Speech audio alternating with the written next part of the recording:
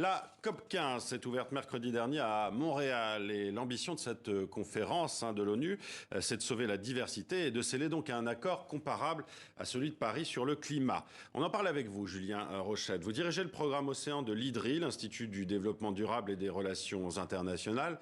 Julien Rochette, avec la menace d'une 6e extinction de masse, que faudrait-il faire pour sauvegarder la biodiversité aujourd'hui? Et d'ailleurs, est-il trop tard? Alors non, il est absolument jamais trop tard pour bien faire et la science nous montre également qu'il y a des choses qui sont possibles et que on est loin d'être trop tard.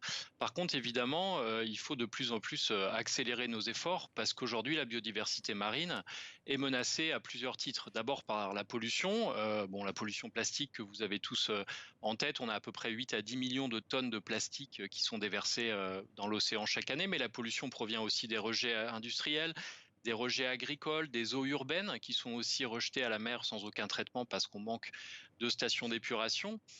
Au-delà de cette pollution, on a une surexploitation des stocks de pêche. On le voit à l'image, il y a beaucoup de stocks de poissons qui sont aujourd'hui surexploités, un tiers environ d'entre eux à échelle mondiale. Mais quand on regarde par exemple la Méditerranée, c'est 80% des stocks qui sont surexploités.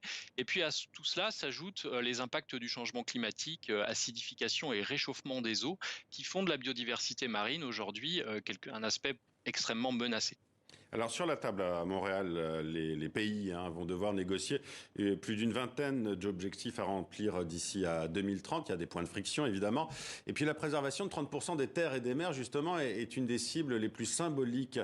Mais qui sera là pour contrôler justement ces terres et ces mers protégées si les pays arrivent à un accord? Alors effectivement, aujourd'hui à Montréal, on discute de la possible création d'aires marines protégées. Une aire marine protégée, c'est un espace dans lequel on va appliquer une réglementation particulière parce qu'on considère qu'il y a des écosystèmes ou des espèces qui sont particulièrement vulnérables. Donc on va limiter ou interdire les activités extractives, la pêche ou autres.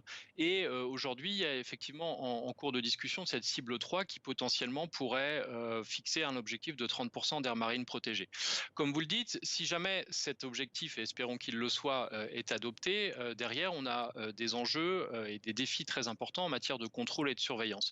Parce qu'une aire marine protégée, c'est pas une recette miracle. Ça fonctionne s'il y a des conditions qui sont réunies, par exemple du personnel, par exemple des moyens de surveillance et plus largement des financements. Donc on a à la fois un aspect quantitatif qui est de conserver davantage, mais également un aspect qualitatif qui est de conserver davantage.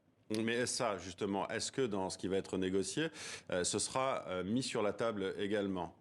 Non, à ce stade, si tout se passe bien, on aura déjà un objectif de 30%, ce qui serait déjà formidable. Et ensuite, à charge aux États et aux mécanismes de coopération internationale de s'occuper des aspects concrets et notamment de surveillance.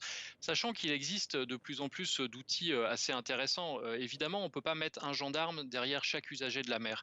Par contre, on a aujourd'hui des technologies satellitaires, de drones, etc., de radars, qui nous permettent de mieux surveiller et de mieux contrôler ce qui se passe dans les océans. Donc ça ne sera pas discuté lors de la COP15 à Bruxelles, mais si l'objectif de 30% est adopté, ça sera l'enjeu à la fois pour les autorités nationales et plus largement dans le cadre de la coopération internationale. Alors, vous parliez tout à l'heure de la pollution, notamment celle des entreprises. Est-ce que vous avez l'impression qu'aujourd'hui, le monde des entrepreneurs a mesuré l'enjeu de cette COP? Je vous pose cette question parce que, comme avec les COP sur le climat, est-ce qu'il n'y a pas un risque, justement, que ce soit l'impératif économique et celui de la croissance qui s'impose encore une fois? Alors, ce qu'il faut comprendre, c'est d'abord que si c'était un pays, l'océan serait la septième puissance mondiale. C'est-à-dire qu'effectivement, il y a une valeur économique majeure derrière l'océan.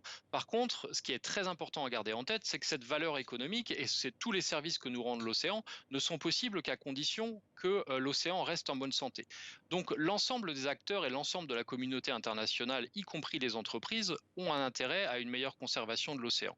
Je dirais que beaucoup d'entreprises, en tout cas de plus en plus, sont conscientes de cet enjeu et sont de plus en plus intégrées dans les discussions. Autrefois, on les voyait très peu lors des conférences sur la biodiversité ou les conférences plus spécifiques sur l'océan. Aujourd'hui, il y a un intérêt qui est renouvelé. Je ne vous dirais pas qu'il est partagé par l'ensemble, mais on sent poindre des signaux qui sont quand même positifs. Merci Julien Rochette pour cet éclairage sur cette COP 15 à Montréal et sur la question notamment donc des océans. Merci d'avoir été avec nous.